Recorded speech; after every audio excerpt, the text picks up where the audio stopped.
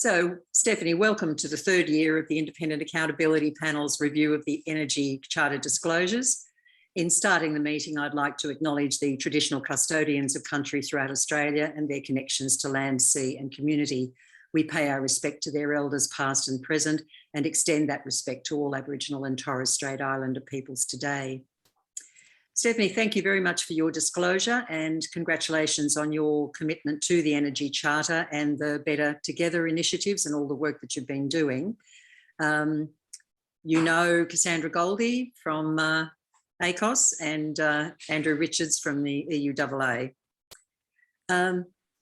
Just by a short introduction, it's regrettable that in 2021 we're still talking about the impact of COVID-19 on individuals, families and businesses around Australia, including energy businesses, as well as natural disasters in some areas and the upsurge in housing pressures across the country. We actually think that the themes of this year's report are likely to be similar to those of last year. Affordability of essential services, transition to net zero emissions by 2050, although I think we're now thinking that we should stop using that date and just say 2030 and be done with it, with the consequent key issue that no customers should be left behind in that transition, particularly because of affordability issues. And those themes have generally been confirmed by the stakeholder forums that we've already held. So we're here to discuss this with you and the other CEOs of signatory companies to get your perspective. We have some questions and some reflections on your disclosure, but I will just pass over to you to highlight key points in your disclosure, then we can open it up for discussion. Great, thank you very much. Let me start by saying that we really strongly value our commitment to the Energy Charter. One of the reasons that it's so, I think, valued in our business is because it holds us accountable to things that we are committed to, and we say that we're committed to. And it's really great to have an independent assessment of that, to actually see whether the things that we say we hold strongly and we value are actually translating into tangible outcomes on the ground with our customer base. And so I really like the way that we can now track and monitor and hold ourselves accountable in a public forum for the work that we do. It's been a real step change for us and one that we, as I say, highly value. It's also a discussion that enables me to have a different discussion with my minister. So everyone has whether they're a public company or like mine, a corporation that has an ownership, which is the government of the day, has an owner of some sort. And this enables me also to have a conversation with my owner about the importance of the work that Energy Charter does, why we value it, and to share our disclosure with the minister. Sometimes owners are concerned with different aspects of the business and they focus on matters that might be revenue based. They might be things that are politically charged for me. This enables me to also have a real customer lens around what are people actually experiencing on the ground. And it means that it becomes a standing agenda item with my minister on those monthly cycles, together with things that we then also call out separately, such as our hardship customers and how they're faring at this time. So I thought I'd draw out that. If I look at what is the year been like for us from a customer perspective, it's been a really interesting year because we haven't had the same COVID impacts on this side of the country to that has been experienced in Melbourne and then Sydney as the two states which have really had a profound impact from COVID. We just did not experience it. So our experiences in this state are very, very different. That means that whilst we've had a couple of lockdowns that were supported and were supported really well through emergency assistance payments and support of businesses at critical times, by and large, we've been open for most of that period. And so our challenges have been different, but they still translate into different reasons for hardship based on the normal circumstances of operating businesses in remote and regional Western Australia. And ours is on the cost of energy. So because ours is really around how much you need to use your appliances, and particularly air conditioners, whether for heating for the vast majority of our state, but cooling in Esperance, our customers, number one, they have two main concerns. Number one concern is just the high cost of having to support their home environments and their business environments with energy. And related to that is hosting capacity. So what we're able to do to take our foot off the hose in hosting capacity. And I think one of the call outs for me that I'm so proud of for our business is that we committed to in our strategy to never say no, and that it would take us until 2025 to put in place the right sort of solutions to not say no to customers when they want to connect their rooftops and provide their own generation.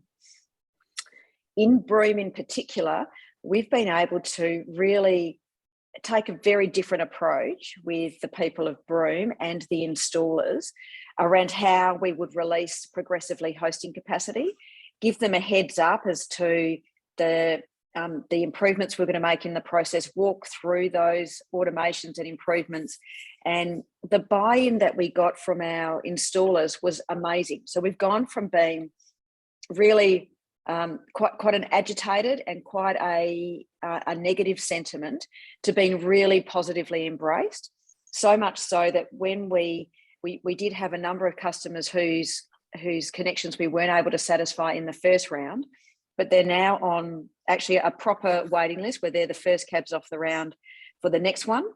And we're also then able to agree with the installers to utilise their scheduling constraints to push back our second round at their request to make sure that they can actually,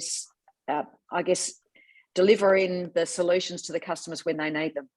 So it's actually been just a tremendous outcome. And Broome is now, that noise and the amount of negative sentiment we had from installers and customers has just turned around full circle. And it's translated us into, again, very, very strong net promoter scores and, reduction in complaints and reduction in ombudsman complaints and the like. So I think that's a real testament to our customer team who just got on the ground and worked with the people it affected to create the solutions that would then take us forward. And we've vastly improved the way that you can interact with us to get your system, through the process. So that's something I'm super proud of. I think something else that's been great in this period has been our approach to disconnections. So we, like many companies around Australia, took a moratorium to not disconnect people during COVID. And when we elected to start to reintroduce disconnections, it was done with a very considerate approach where we had at least 13 outbound attempts to contact a customer before we disconnected. And of those, if anyone was in hardship, we didn't disconnect. We are now going to start moving into the hardship space because we also then start to have this dual problem of mounting debt. And for many of our customers, if we can just get into a much better environment about managing debt and ensuring that the debt doesn't become an insurmountable problem, we'd actually get a much better win-win outcome. And something else that I've been really delighted with across this period is how we've done things like debt matching. And we've also put in place for domestic violence a procedure that gives you a start again approach, where victims of domestic violence who often suffer from hardship and debt, we can just kind of wipe the slate clean where the circumstances enable us to do that. And that just gives someone a better chance in life. We have a very small group of, the recidivist customers, but it is very, very small. And we're convinced that we continue to manage proactively by those outbound opportunities. And something else that we've done in this period is we've employed 2 customer support officers whose job, and we've located those in Port Hedland and in Broome, where we do see the most hardship. They're one-on-one interactions, again, with members of our communities try and work through these cycles that we know can be so debilitating for many of our customers. And I'm really pleased with that, the support that we've got to hire 2 people and to, again, enhance this one-on-one. So we're a very personal company. It's not an impersonal reach out. So it's done by people on the ground, and often from an Aboriginal background, which means that we've got sort of rapport and relationship back into community to help through, you know, these difficult times. So there are a couple of things I'm quite proud of. Probably, if I called out a couple of other ones, we've dramatically improved the funding that we've given to our community partnerships. And our community partnerships are all about supporting community groups that are not for profit in order to provide for vibrancy in the communities. And that funding is now at about, I think it's about the $1.2 million per annum mark, and we divide it equally between each of our regions. And then we utilise our customer support officers and our regional customer managers to sort of reach out for great opportunities to bring vibrancy back into the community. That can extend all the way from, we've supported a regional domestic violence initiative, but it also extends into bringing the arts into areas that might not get them, and programs for, you know, cool stuff that we do with kids and community gardens and the like. So it's a program we feel pretty proud of. And again, it reinforces that for us, everything is about the customers we serve in the communities that we service. And again, it's just a really nice way that we give back, and we give back in a reasonably substantial way, because the lifeblood of regional communities is these small little groups that are out there trying to make a difference. So that's been some of the great stuff, I think, that we've done this year. Thank you very much, Stephanie. Before I hand over to Cass and Andrew, if you had to put something in the could do better column, what would it be for last year? Yeah, look, for last year, what we are very, you know, painfully aware of is that the way that we manage our life support customers is utterly inadequate. We're relying on old systems and data that is not flowing through into the processes that enable us to accurately make contact with everybody when we do a planned outage work. It's very worrying to myself and Crystal around that. I think in the past, because we are a small business, we have managed that work through the on-the-ground knowledge of our regional customer managers. And when those roles change over, as we've had some internal promotions and some bits and pieces, that on-the-ground knowledge is lost, and we can't rely on that. So the number one thing for me right now is to not rely on our beautiful relationships mean the world to us, but that's not good enough for a system that has to be absolutely without fault. And that's the one area that we at the moment do not have a solution for, save for manually going through all of our life support customers, identifying them one by one and contacting them. And that's got gaps, and that's gaps that we have failed to notify our customers on a few small occasions without injury, but it's not good enough. So there is a grave risk to somebody's life if we don't get that right, and we're not getting it right yet. Thanks, Stephanie. Well, look, I know Cass has some questions for you, so I'll go straight to you, Cass.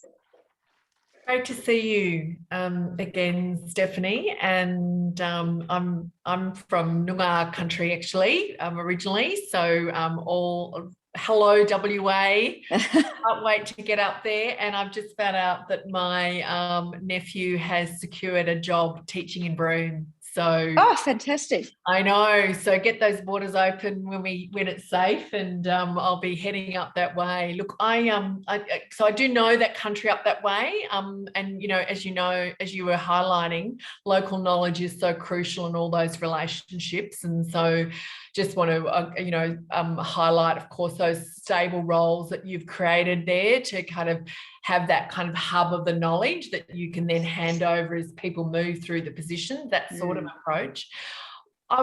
However, I'm particularly interested in some of the systems that you've been able to implement and what you've foreshadowed. So you talked in your disclosure about something that we'd promoted across the signatories, which was to use your data better to earlier intervene and identify people who were at risk of getting into difficulty. You talked about an algorithm that you've worked on and that you've been using. Can you expand on that and whether you think that's replicable for other signatories to be much more on the front foot? Because overall, we do know we've got nationally now, a large energy debt increase, and not everybody is where WA is on COVID either. So yeah, that's right. And very high. Yep. So we are very fortunate that we many years ago implemented the AMI meter program, and it just gives us such a rich source of data around the usage of our customers and around things that are, I guess, happening in their life cycle, which you wouldn't have if you didn't have that one-on-one relationship between your customer, the billing cycle, and how it feeds through into the AMI meter data.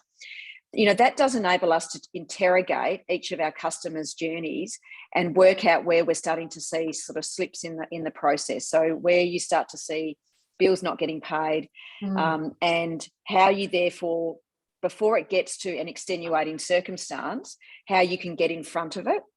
I do think these things are replicable if you've got the ability to hone in on individual customers' journeys through the way that you capture your data.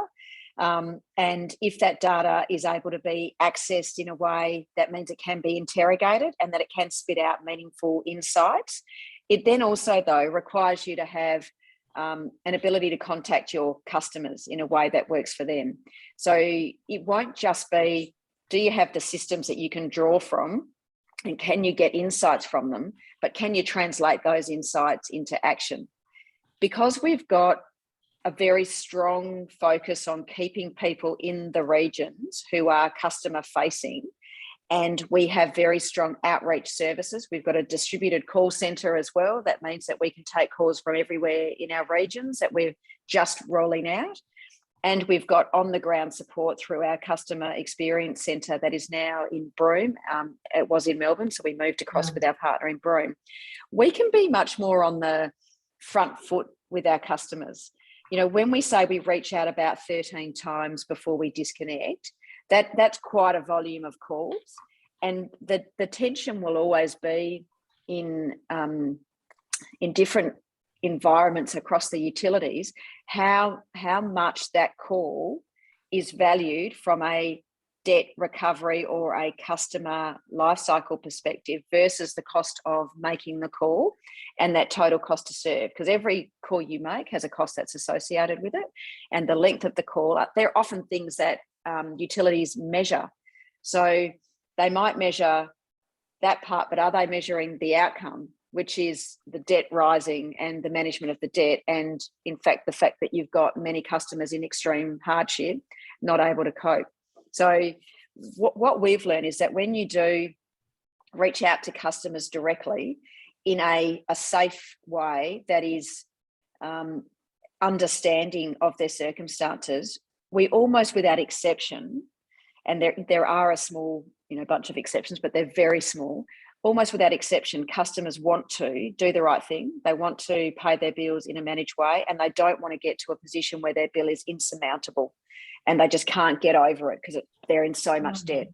So we absolutely know that early intervention and payment plans, but also really importantly for us, where we've debt matched or where it's been a violent situation where we've wiped off the debt, our customers have then become really good payers over time, and they've dealt with their struggles.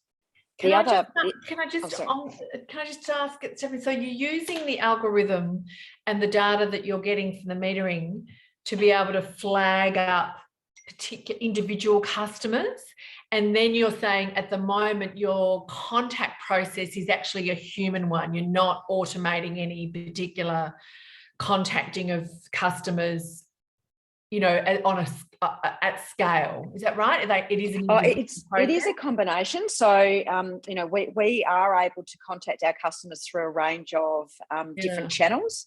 So we can send SMS alerts to say, so we can do things that are more impersonal, but we will increasingly, depending on where the intervention needs to go to, we will get to the personal place.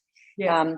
And, you know, the other, I guess, element to it is that when we have reinstated disconnections, we have found that some properties have not asked to be reconnected, because normally that's a reach-in point. And we've got quite an interesting population in the Horizon Power service area with a lot of transient and rental accommodation. And sometimes it's just the case that people have moved on and they've never notified us. And sometimes that may come with a debt. So those disconnections, we have a number of disconnections that at the moment we need to do more work to understand whether anyone's living there. But at this stage, most of the time, I think we've only found one instance where people are living in a disconnected household in all of our places. So I guess the short answer is we have a range of channels that include text messages, include, you know, reaching out via the contact information that we've got, but then also go to the direct interventions through our CSOs, which are both outbound and then through our contact centres. Because it almost sounds like you're virtually no one having the lights turned off if there's, you know, if there's somebody in occupancy. Is that we do our best. What we won't always know, because many of our houses are a long way as well from regional centres. Okay. So we won't, and some of our houses, depending on how they're configured through Department of Communities, are public houses. And that's where often you do find transient populations where an area might not be seasonally inhabited, and it depends on where the population has moved to. So it's a challenging space, but what we absolutely try to do is to at least 13 before we disconnect. And of those disconnections, we're now taking the next step to actually understand that population about why they're not being reconnected. And that, I think, is something we might need to do with Department of Communities predominantly as well. Stephanie, Cass, could I just ask on that very quickly? Included in the contacts before disconnection, some of the other signatories have talked about a knock before you disconnect policy approach. Do you do that? But I imagine your regional and remote customers might be a bit of a challenge there. Yeah, and so we won't disconnect until we've tried, as I said, you know, I think it's on average 13 times. But there is a point where if no contact is made after all of those attempts in order to come up with a payment plan, we will disconnect. And on average, we are reconnecting about 70% of those within about 30 minutes.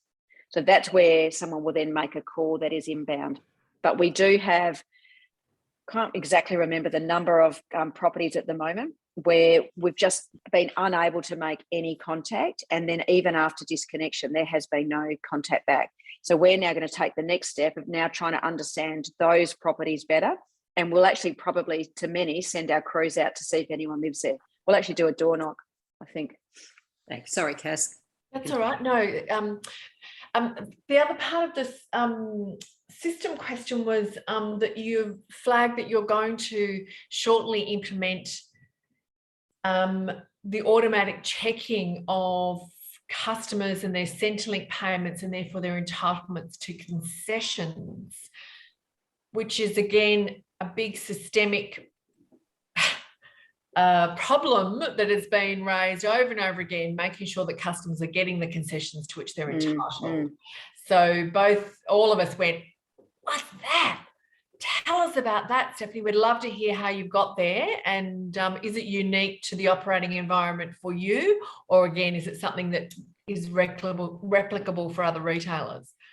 Yeah, so look, we got there because when we started doing a lot of our outreach services, particularly into our hardship groups, we were able to identify quite quickly that a number of our customers were eligible for payment and they didn't know. Yeah. And that those payments would make a big difference to their quality of life and their ability to access different services and receive a better outcome for them and their families. So quite manually, actually, and I think most of this began in Port Hedland, we really started to identify that there were things going on in people's lives where they just didn't have the right information, and that information was a negative outcome for them. a lot of that work occurred when we were thinking about prepayment. So you'll know that we have a prepayment option in 2 of our towns, and we're doing a soft rollout through our financial counsellors for people who might find it a better outcome for them. It's a really interesting one because prepayment is one where you have to have credit in order to have electricity. And for most of our customers that want that and choose it, they really, really like it because of the really interesting social dynamics in their families. So you probably heard me talk about this last year, but a number of our customers were living in situations where they had what is called the chuck-in system. So it was a master meter for a full community that might be, thousands of people in the case of Mawuntjum, and everybody had to chuck in equally to the power bills. And that was not at all fair based on whether you were there or your usage. So prepayment, enabling us to put in different prepayment meters for each of these houses, enabled people to take control of their energy usage and also enabled them to have other people contribute to their power bills when they came to stay, which is quite just a social factor in many of the communities, that there's often a family group will come to stay for an extended period, and that puts pressure on the household. So through that work, we then started to identify whether someone was a good candidate for prepayment. We also would ask those questions around, well, did you know that there are these other payments that are available for you? And that then led to a question, which is, well, we're only working this out through one-on-one contacts at the moment. Is there a better way?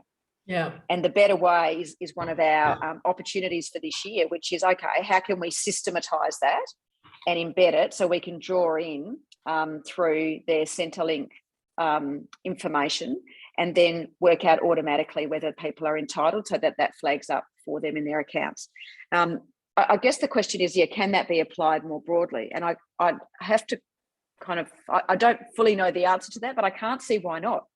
I don't see what would make us unique there, because what we're doing is drawing our database of customers and their circumstances and tying it to the criteria with Centrelink. So that does suggest to me that it could be replicable in other jurisdictions, and we'd be happy to share our thinking on that with the Energy Charter body, around how we've gone about it, so that other people in other jurisdictions might also be able to think about it and take the benefit.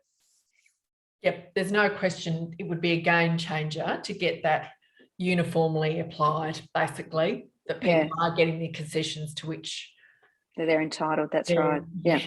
Yes. Rather than it's always, word of mouth and all of that. Yep. Just one more, and then Andrew, I'm sure you've got a bundle. On the you've both got the DER initiative with the Clean Energy Council, and then also you talk through the HES process about sort of retrofitting and what's happening inside people's properties on the energy efficiency front. Of course, they're kind of related about, given the technologies available for people living in residential situations, how can we make sure that there is equity, that people who are on the lowest incomes have the best access to renewables and to reducing the size of their bill through energy efficiency? So can you just speak to how you're working on making sure people who need the support the most, including renters and others, are getting access to those technologies? Yeah, this is a really challenging issue, and it's one that exercises our minds a fair bit. Yeah. We're really passionate about, the revolution in rooftop solar not being something that is only available to people who have got the capital or the means to go and put it on. And as you know, in so much of our footprint, our houses are either rented or Department of Communities. So a vast majority are not independent owners of their own properties. And that makes this very, very challenging, because it means that you need the permission of your landlord, or you need Department of Communities to be on board that this is a good outcome. Department of Communities have really struggled with the approach that rooftop solar and energy efficiency appliances are a good idea for them to have as a standard in their houses. And it's come about through a whole bunch of reasons, some of which are, urban myths, but some of which have some grounding in fact. And that is that the Department of Community Houses can be abused by tenants. And if they're left in a state of disrepair, there's not much incentive for Department of Communities to say, and we'll invest by putting rooftop solar on. So there are some entrenched mindsets in Department of Communities which say, we're not going to put this kind of stuff into these houses because it's going to be vandalised by the tenants. And that's pretty rough, right? Because it is normally a very small majority of renters in any demographic and any race base who are going to cause damage to a property. But equally, those Department of Community Houses are not well built. They are not built in a way, because they're built quite cheaply for mass rollout. They're not built in a way that actually is that sustainable for the living practices of the people that are there. So the way that we've thought about it is through a few lenses. The HEAS program, I must say, I find quite challenging in terms of how we're actually going to do it well, and it's something that we're still working through with government on. That really requires us to have one-on-one audits of a household. So go into somebody's household, have a look at it, and then to recommend different appliances, so different air conditioning units or energy usage patterns that would help that customer do something better. In many of our areas, there is a lot of social service interactions, and often the energy efficiency part of this is the last thing people are worrying about in circumstances of extreme overcrowding and lack of money to pay for vital essentials. So it's quite difficult. And then if you don't have behind it the wherewithal to change your appliances out, it's almost a irrelevant conversation. So we'll continue to work with our owner around how we could do that in a way that makes sense for the customers that we're servicing. But I think our real opportunity to drive equity into this space is through a community solar and community battery. So where we do a centralised solution that doesn't then lead to concerns about vandalism, for example, because we can manage that. And where we almost create a tariff for those hardship and other customers where they get the benefit of that energy as if it was on their rooftop. So they get then, in effect, a renewable tariff that reflects the fact that during hours, sunlight to sunset, there is a reduction in their consumption that reflects the solar farm operating. So we're at the moment going through a process to try and put one of those on the ground in the Pilbara region, and we're also putting already on the ground community batteries. And then Crystal's group are now turning that into, now let's turn that into a product that we can put into the mix for our customers to take up. And to give you another story around that, like Crystal and I were both in Broome at one of our community evenings where we kind of have a discussion about the stuff that we're doing and what we're doing next and where the opportunities are, and then a bit of a free-for-all where people can let us know what's troubling them. And we had some amazing people who were so courageous and spoke out about being Department of Communities customers and having no ability to access ways to reduce their bills through solar. And what would we do about it? And so Crystal and I are absolutely passionate that we will be putting community solar on the ground for that very reason. And I think we could probably even, we're talking to Department of Communities about this, that we could make it part of the Department of Communities have got a very large budget to go and fix up a whole bunch of houses. And we think we can leverage some of this for energy efficiency so that their overall cost of living would be better off. And that maybe we choose a couple of smaller communities to do it in where we know we'll get success and buy-in. And that normally means that we could do that in a way that creates local jobs and opportunities as well. So I think for our regions, it's not going to be renting roof spots, for example, which I know has been talked about in the past. That's quite difficult to orchestrate and manage. We think it's going to be a centralised community solar farm that then translates into an overall lower cost of bill based on that usage across those customers who sign up. We would love to keep informed by how that plays out, Stephanie. It's really great and very exciting actually to hear that, because with the community that you serve, the equity, you get it better than anybody, right? In terms of who we're really left behind if we don't do that.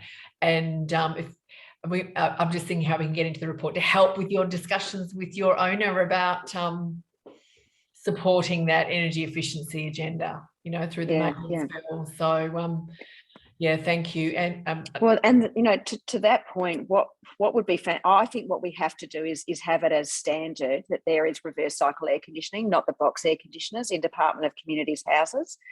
That would make a huge difference. But at the moment, air conditioners are not even standard in across the Pilbara and Kimberley. And can you imagine, you're in plus 40 degrees and you've got to find the funds with all of those challenges you have around you to buy an air conditioner?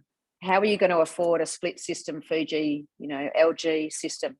It's just not going to happen. So you don't. That's where I think our work has to go with Department of Communities, to change the mindset that everything they put on the ground will get wrecked, and that there can be a better way. So we're also talking about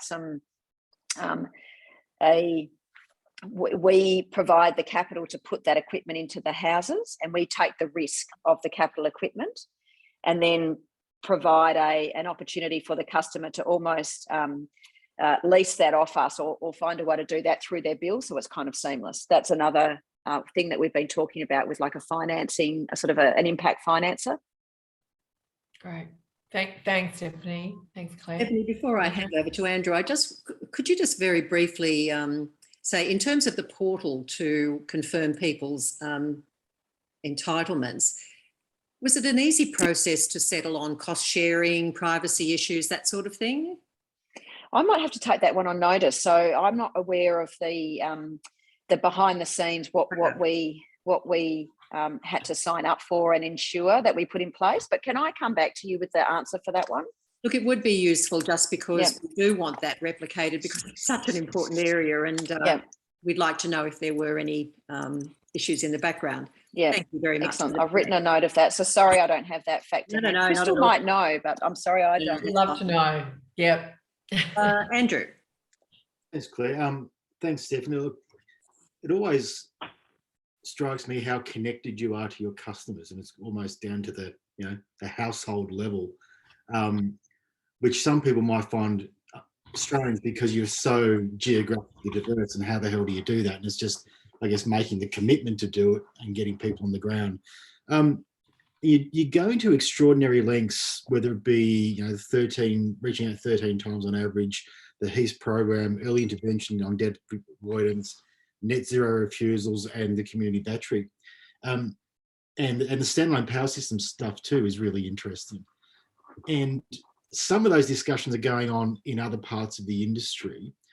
And if we just sort of circle back to, say, debt avoidance, really interested in how you're building business cases around these things and developing, the cost benefit analysis that justifies going that extra mile to avoid that bad outcome, because the bad outcome being, a write-off for a person in vulnerable circumstances, which then cause you headaches. Because one of the things we're trying to do too, and is what's replicable, what's working really well, and how can we replicate that across the broader industry? So I'm really interested in the business case and how you go about understanding net benefits. And I guess that's part of your discussion too with the department, that there's a net benefit in doing these things better and reaching out more in early intervention than hoping it won't happen, then forgetting about it when it does.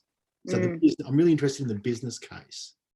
Yeah, and you've touched on a really vexed issue, and it's a difficult issue across our business. So I don't want to shy away from that. On the one hand, in our strategy, we've talked about how do we reduce customers' bills overall in absolute terms by 10%. And when you do that, that's a direct revenue hit for the business. At the same time, another very key plank of our strategy is how do we grow the overall systems that we serve? Because our big issue is that we don't have a huge number of customers in each of our microgrids. We have 38 systems, and by and large, the cost to supply that energy and to serve those customers is higher than the revenue we make from the limited customer base. And so as a result, the government has stood behind Horizon and said, we're going to provide a CSO, so a community service obligation, so back to Horizon so that we can balance the books, let's call it. But with that known, I still think that we have a duty within our business to reduce the costs for our customers wherever we can, at the same time as providing a sustainable business. And I think the two can go together. So if we create, but we can't take like a 4-year view on this. If you take a longer term systems view, that overall people are better off having connected power systems, and that overall, when you provide for more money in customers' pockets, that will then create more business in town, and it creates therefore more connections, and therefore overall revenue that becomes more sustaining, then your system benefits. At the same time, if we start to design those systems so we're doing less of the heavy lifting from a generation perspective with fuel, and we're doing more of the generation through rooftop, we will, not in 4 years, but in 7 or 10 years, we will start to dramatically reduce the cost to serve those towns. And so we build a business case that's not just focused on the short-term solution, but factors in how we're going to get a proportion of that to be the customers doing their own generating. And therefore, that's a capital expense that we're not having to meet and service and to maintain and to operate, because the customer's doing it for us. And then what we're trying to do is then orchestrate this in a way that means that we maximise the amount of that generation, minimise the amount of curtailments, and then create that opportunity. Now, in our business though, we'll have our finance team who will look us in the eye and say, I don't think this is a good business case. And so we are having to really educate our entire business about what we're trying to achieve here, and how we might try to create a system benefit that we then share back to the customer, and that's how we do it. So for example, on that, say that community solar farm or a community battery, part of our business case is that there is a system benefit from that stability that a battery or a solar farm provides. The fact that we can, if it's a solar farm, control its load, and so it's a controllable load that we can then utilise well for the system, means that we're not, for example, having temporary generation in Broome. Temporary generation might typically be, let's call it $1.5 million a year that we just wheel in stuff just in case. So part of our business case is this avoids temporary generation. So that's something we can bank as a benefit. We're not having to overbuild. We can save about 30% on, I guess, system augmentation through these solutions. Great, that's another benefit. We're creating a revenue stream. So in our community battery, we're offering smoothing as a service, which means we have a revenue stream as well. Great, that's another benefit. And if we get to, let's call it break even, then we punt as a business and say we're going ahead. We can do that for the right reasons. So incorporate or try to incorporate the avoidance of bad debt into that as well. That if you're alleviating some of the pressure on debt building up, then therefore the debt write-off isn't going to be as great, and we can bank that as a benefit as well. Or is that too? Well, I don't know if we do, and I'm going to write that down, because that might just be another one that nudges it across the let's go ahead line. Because yeah, at the moment we do have rising bad debt because of COVID and not disconnecting, and we will write off a proportion each year, which if we can get in front of in this way, we wouldn't have to write off. So I do think there is an element of bad debt write-off we could absolutely bank. Because one of the things we've talked about, particularly with some of the community groups, guys, is, you know, if businesses are writing off just pick a number, $50 million a year in bad debt, wouldn't it be good to spend maybe 20% of that bad debt write-off on avoiding the bad debt occurring in the first place? I suppose. Yeah. Through education or new technology and the sorts of things that you've talked about. It just seems to be maybe a business case sitting there ready to be developed around avoiding that outcome in the first instance. Yeah, I think that's very clever. So I'm going to take that idea and run with it. Right. Yeah. Can one of the questions that you you put in your area to improve, and it kind of, particularly now that we've talked a bit too, kind of strikes me that your customer behaviour framework needs to be improved. And I think, bloody hell, it's already pretty good. What else do you have in mind to improve that? What's the next thing? Yeah, I think we're really moving into a co-design place now. So what's been so interesting for us, we started this thing called IRP, a little bit maybe naively, not fully understanding what it is. And that the whole idea is that rather than put a solution into a town, we instead start with the people of the town first and try and work out what it is that they're after, and therefore design all of our solutions, which are both centralised generation and then customer products around that. When we've moved into those discussions, we've got 4 main products that we think are going to be good things for the town, such as something that enables, say, that renewable take-up, like a community solar farm. We might have a bespoke product for a major client that is a battery solar solution that is quite like a fully renewable solution, which might be another product. We'll have, say, a smoothing as a service product. And we might have like a peak shaving, because we're more interested in peak than the belly of the duck products. But what I think our next growth edge in here is that we've developed, say, those 4 areas based on discussions with customers. But have we done that detailed work about what would encourage a customer to switch to that, and what behaviours would they need to have to sustain it? I think that's where our growth edge is. We've got a very good idea now about the sorts of things different customers are up for, but that actually has to translate into customers doing something different as well. And so that, I think, is where we've got to go next, that whole behavioural piece, which says, I'm willing to shift my behaviour over here to get the benefit of it. What does that look like? How do we build that in and structure it in? That, I think, is where we're going to go next, so that those products are actually quite nuanced. So that's the sort of the bridge between people saying I'd like this, but then to actually do it. That's right. And bank the savings themselves. Yeah, and it might be that they say, we don't actually want to do any of it ourselves. Can you do it for us? Well, okay. But what does that mean? Are you okay with control? So in Onslow, we've got control of you. We can puppet master the way that we use your loads. That's an unusual thing. A lot of, I think the rest of the Australia would not have curtailment and control. But every now and then someone will pop their head up and say, I don't like being curtailed, even if it's, effectively, a cup of coffee's worth of loss of generation, but it helps the system. So that, I think, is the growth edge, which is how do you change someone's behaviour so they will help contribute to lessening the peak in a way that doesn't really impact them too badly.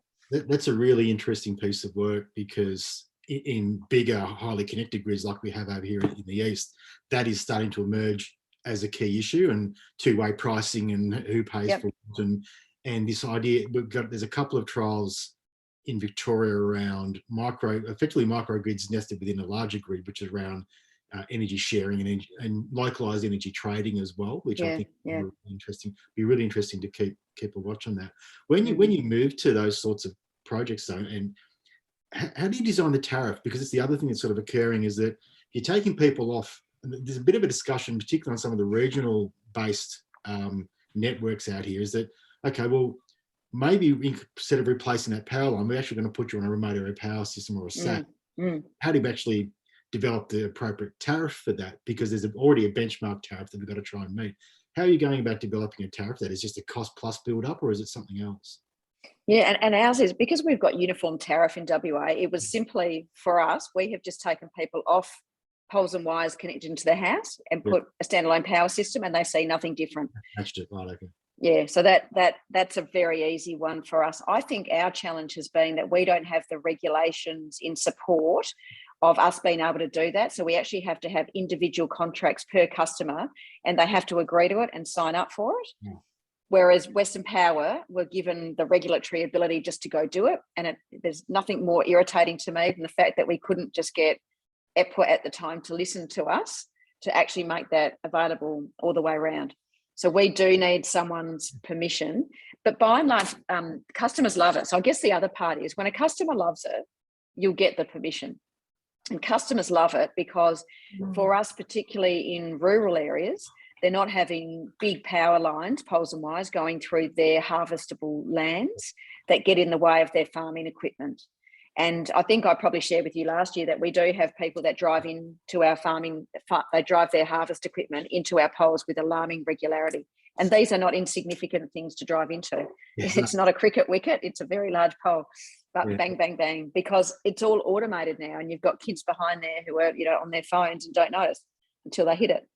So farmers love having this stuff taken out of their out of their paddocks, and we haven't really had too much trouble signing people up. Where the issue is going to become, though, is when they want to expand, and that expansion requires something to be done, because you design those standalone power systems for kind of a farmhouse and a working shed. And if they then treble the size of their operation, you've got to think about how you do that. If you're connected to a network, you just draw more power. Yeah. One final one from me, and we are starting to run short of time. There's a lot of, and rightfully so, a lot of conversation about trying to streamline processes and digitization of processes. There's been this conversation countering that, which is that then creates a digital disadvantage for some. So yes, it's the right thing to do to streamline and get more online and to digitize things. But how are you overcoming that level of digital disadvantage for those people who either don't have the technology or don't know how to use it or can't get access to it? Yeah, I mean, it is actually quite interesting, because we'll have communities where a bunch of people are sharing one mobile phone. Right. And often what you'll find is that, it's generational as well. So the young kids are incredibly good at the devices, and then our elders won't be as good as the devices, but they'll have a grandson or a granddaughter who can help them out with it.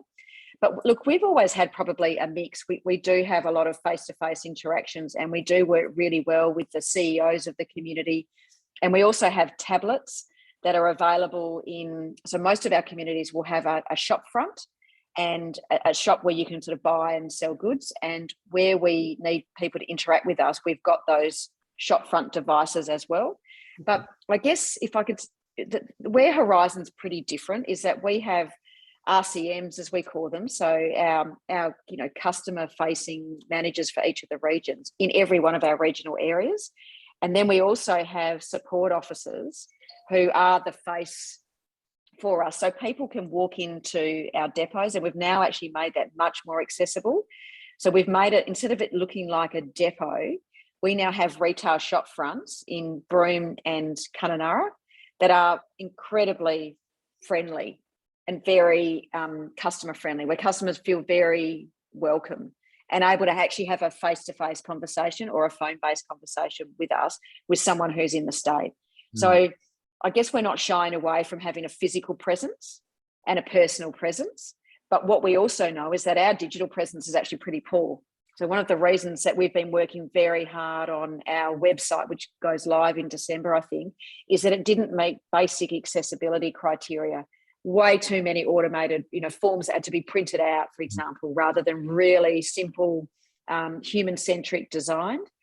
But we also have to be aware that we have a lot of disadvantage in our areas, and access to portals and webs and devices is really different in those communities. And so it's often done at a central office with a central, like a CEO type person who is a bit of an interface for us as well. Okay. So using some conduits there to help with that. Yeah. Yeah. Right. Thank you. Thank you. We are running out of time. Cass, Andrew, any last minute urgent questions? Can I just try to capture that? Can I just check, you saying that in the shop front, which is not a Horizon shop front, it's a community shop, that you have supplied a tablet for customers? Like prepayment, yeah. So for those. Okay. Yeah, and one of the things that we also talked about was that how do we get feedback from customers? So the way that we track and monitor customers' verbatims and their reactions to our work, have we made that accessible enough for our customers who are from a different background? And so we've expanded our iPads so that you can actually come in and have an interaction with us in that way as well. so we can capture your feedback in that way. So those tablets seem to work quite well for some of those interactions. They're not always great. Sometimes they break down and they are hard to reboot. And but yeah, that's one of the ways that we've been able to create a conduit for information. And that will get even more, I think, important for us, because as we start to move into more and more of the remote communities and to provide more of the services, we need to be able to find a way to be there when we can't physically be there, because they're so far away, you can't always physically be there. So that will remain a challenge for us to make that very, we've got to think about language and a whole bunch of things, I suspect, when we do and that. the prepaid devices is pretty normalized, isn't it, in most communities? It is. We have got such a level of sophistication from our prepayment customers. They are, sensational. It's very easy, the prepayment part. But often the mobile phones, they're not necessarily up and running, for periods of time. Not always. That's right. Exactly. Yep. Thank you. Thanks, Claire. Stephanie, just in conclusion, is there anything that you would expect to see in the panel's report this year?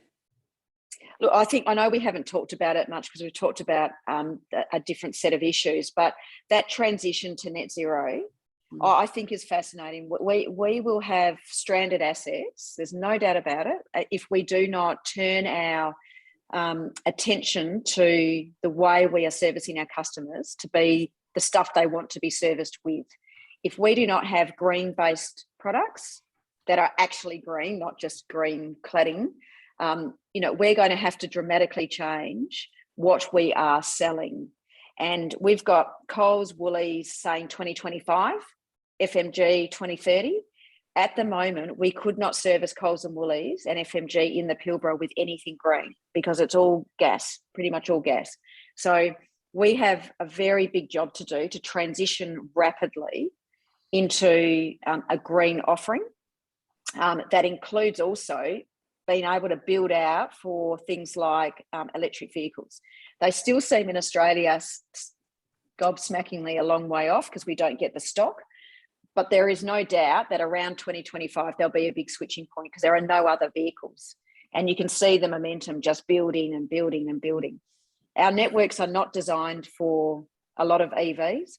Our charging stations, we're about to put a charging station network that will be the backbone of WA every 200 kilometres. And we have to think very seriously about how we're actually going to support fast charging with the amount of draw that these require. We're going to need transformer upgrades, or there's a lot of stuff that has to happen for this to work. But it's a very exciting future.